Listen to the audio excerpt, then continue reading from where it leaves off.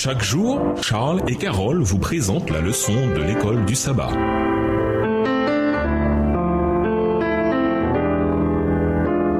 Bienvenue dans votre émission. Dieu nous parle. Nous voilà à la leçon de jeudi, car c'est toi qui as tout créé. En une poignée d'occasions, les prophètes se sont rapprochés suffisamment de Dieu pour avoir l'occasion de voir le trône de Dieu. Ézéchiel le vit au-dessus du firmament. Ézéchiel 1, le verset 26. Ésaïe visita le temple au ciel pour le voir. Ésaïe 6, verset 1. Et dans l'une des descriptions les plus explicites qui nous est donnée, Jean y fut escorté en vision dans Apocalypse 4 et 5. Les types de l'Ancien Testament dans le service du sanctuaire indiquaient qu'il n'y avait qu'un seul chemin par lequel l'humanité pouvait entrer dans la présence de Dieu, le sang de Christ, voire par exemple, Lévitique 16 et versets 2 et 14. Lisons Ésaïe 6 et versets 1 à 5 et Apocalypse 4 et versets 7 à 11. Quels sont les points communs de ces deux visions? Faites attention à la chronologie des événements. Quel sujet est présenté en premier? Quelle vérité sur Dieu est soulignée dans ces visions?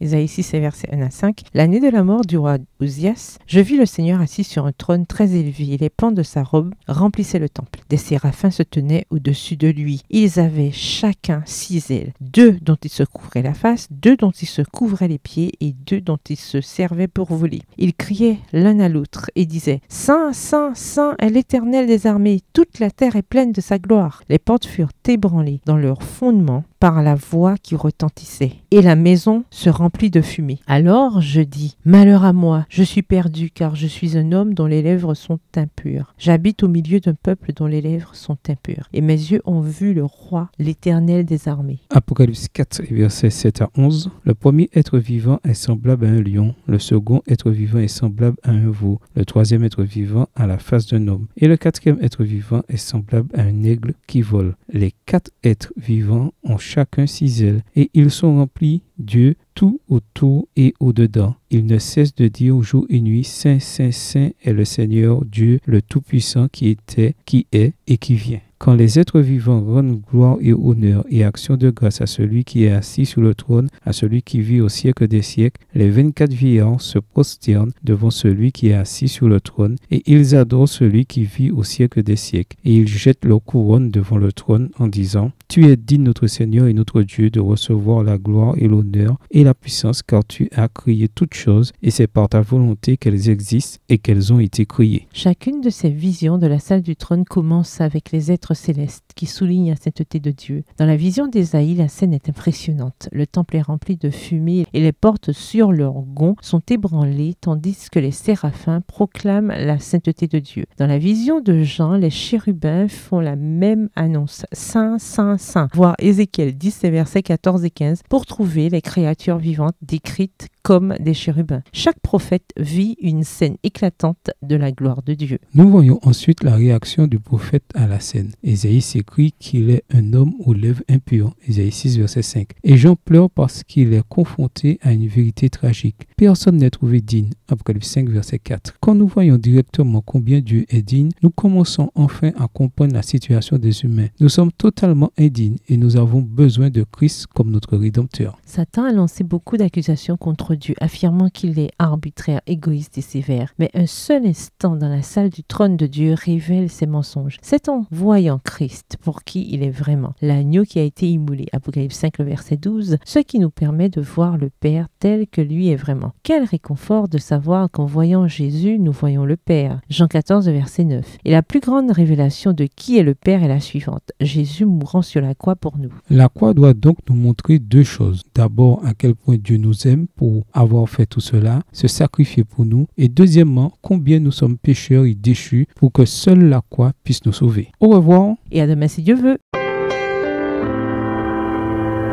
Dieu nous parle. Chaque jour, Charles et Carole vous présentent la leçon de l'école du sabbat.